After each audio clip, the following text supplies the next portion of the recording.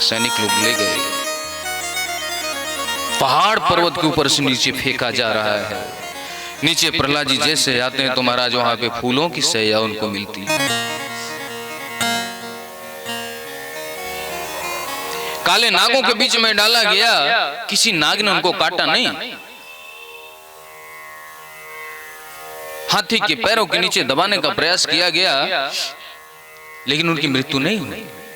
अंत में थक हार करके फिर से प्रहलाद जी को गोद में बिठा करके एकदा सुरराट पुत्र अपनी गोद में अपने पुत्र को बिठा करके कहता है, बेटा अंतिम बार पूछ रहा हूं, बता तेरा सबसे प्रिय कौन है?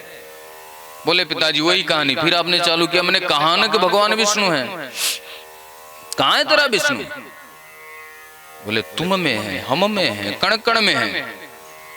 तो सामने जो खंभा दिखाई दे रहा है इसमें है तेरा विष्णु। पिताजी वो खंभा कोई कण से अलग तो नहीं है।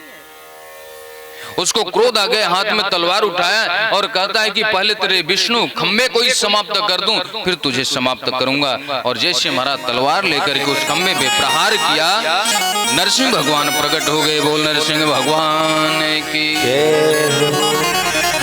सिर के ऊपर का शेर का शरीर है, नीचे मनुष्य का है, न मनुष्य है न पशु है। नरसिंह के रूप में भगवान आए। नर और सिंह, शेर भी है मनुष्य भी है, दोनों का सिर। और देखते ही देखते हिरण्यकश्यप को पकड़ लिए, दरवाजे के ड्योढ़ी पे बैठ गए, अपने दोनों जांघों पे लिटा करके उसके पेट के ऊपर अपने नाखून को लगा करके कहते हैं, अपने आप को ब्रह्मा कहता है, अपने आप को विष्णु कहता है, अपने आप को महेश कहता है। इसने वरदान मांगा था कि महाराज मैं न घर में मरूं, न बाहर मरूं, न रात में मरूं, न दिन में मरूं, न आदमी से मरूं, न पशु से मरूं, न अस्त्र से मरूं, न शस्त्र से मरूं, न सुबह मरूं, न शाम मरूं, न देवता से मरूं, न मनुष्य से मरूं। ऐसा वरदान मांगा था। तो भगवान नरसिंह ने अपने जांघों पे लेकर के पूछते हैं, बता जमीन पे है कि आसमान पे? बोले आपकी जांघों पे। घर के अंदर है कि घर के बाहर है? बोले बीच ड्योढ़ी पे। रात है कि दिन है? बोले न रात है न दिन है, शामकालीन सत्र है। आदमी से मरने जा रहा है या पशु से? बोले ना आदमी है न पशु है। अस्त्र से मरने जा रहा है कि शस्त्र से? बोले आपके हाथों से। तो अंतिम बार मेरा चेहरा देख। और देखते ही देखते उसके पेट को फाड़ करके उसको समाप्त कर दिया। उसके अंतड़ियों को निकाल करके अपने गले में माला पहन लिए। भगवान नरसिंह को क्रोध आया हुआ है। इनके क्रोध को कौन शांत करे? लक्ष्मी माता के पास सारे देवता गए, माता जी आप ही चलिए, थोड़ी सी मान मनोबल कीजिए, बात बन जाए। आप प्रियस जी हैं। थाल सजा करके ओम जय जगदीश करते हुए लक्ष्मी माता आ रही है। जैसे ही पास में नरसिंह भगवान इतना जोर की गर्जना किए, महाराज आने में 2 मिनट लगा था, जाने में 30 सेकंड में पहुंच गई वैकुंठ धाम। मोए का पतो कि बब्बर शेर बन करके बैठे हो मालिक, वापस चले जाए तो जाए कौन? नारद जी ने विचार किया, प्रहलाद जी के पास जाकर के कहते हैं, बेटा आप उनके भक्त हो ना, आप भी तो जाओ, आप भी जाओ, शायद आपकी बात समझ लें। क्योंकि जब विधाता को क्रोध आता है, परमात्मा को क्रोध आता है, तो प्रलय होता है। और इनकी क्रोध शांत नहीं तो प्रलय हो जाएगा। प्रहलाद जी हाथ जोड़ करके निवेदन करते हैं, सत्यम विधातुम निज भृत भाषितम व्याप्तिम च भूतेषु अखिलेषु चात्मनः अदृश्यतात्यद्भूतरूपमुद्वहन् अस्तंभे सभायां न मृगा न मानुषम्। हे प्रभु आप सत्य हैं, आपका धाम सत्य है, आपका लीला सत्य है, आपका गुण सत्य है, आपका कर्म सत्य है, आप सत्य हैं। आपको मैं प्रणाम करता हूं, आप अपने क्रोध को शांत कीजिए।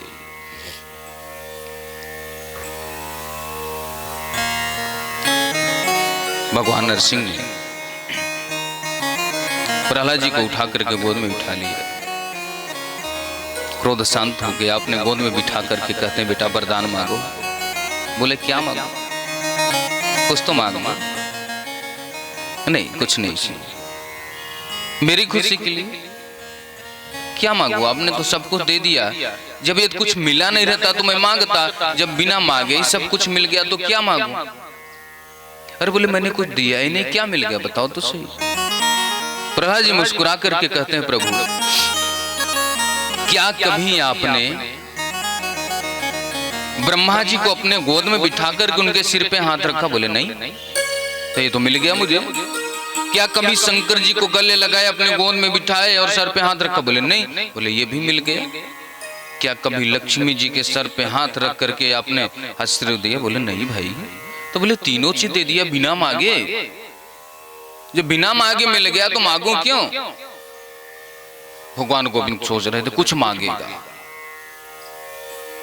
बोले महाराज मैं भी आपका भक्त हूं, मैं आपसे ज्यादा चालाक हूं, आप मुझे बजाना चाहते हो? भगवान ने एक प्रयास और किया, कहते बेटा कुछ और मांग। आप दानी बन रहे, देना चाहते हैं, चलो मांग। बड़ी अच्छी बात कही, यदि राशि में कामान वरांस्तम वरदर्शभ कामानाम हृदय संग्रोहम भवतस्तु गृणे वरम। आप देना चाहते हो? यदि राशि समय, यदि आप मुझे किसी चीज का भंडार देना चाहते हैं, यदि आप वरदान वास्तव में देना ही चाहते हैं तो यह आशीर्वाद वरदान दीजिए कि जो हृदय में मांगने की इच्छा शक्ति कामना होती है वही सदा के लिए समाप्त हो। मांगने की इच्छा शक्ति जो होती है वही समाप्त हो जाए। भगवान गोविंद गले से लगाते कहते बेटा तू धन्य है, तेरे जैसा भक्त और कौन हो सकता है?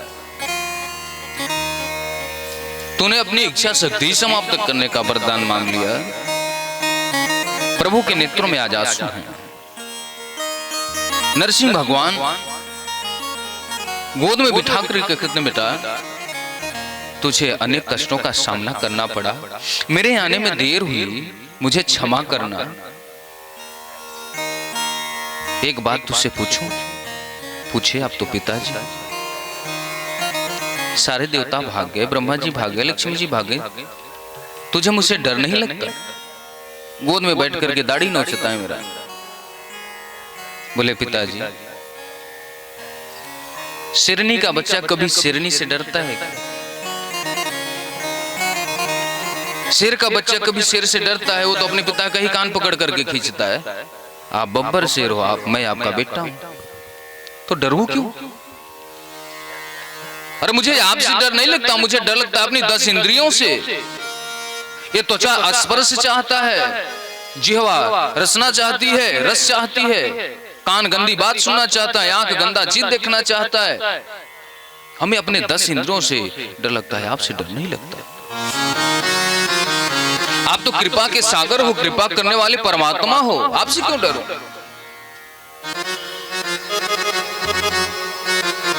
बार बार प्रभु क्षमा मांगते हैं, कहते हैं बेटा मेरे आने में देर हो गई, उसके लिए क्षमा करना।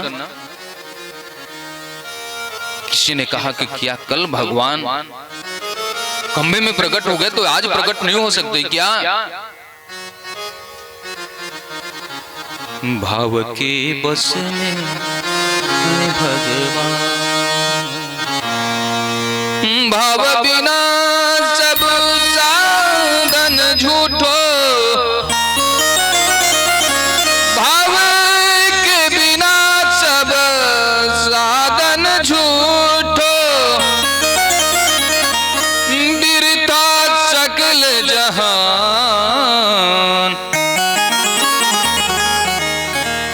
भाव के बस में है भगवान।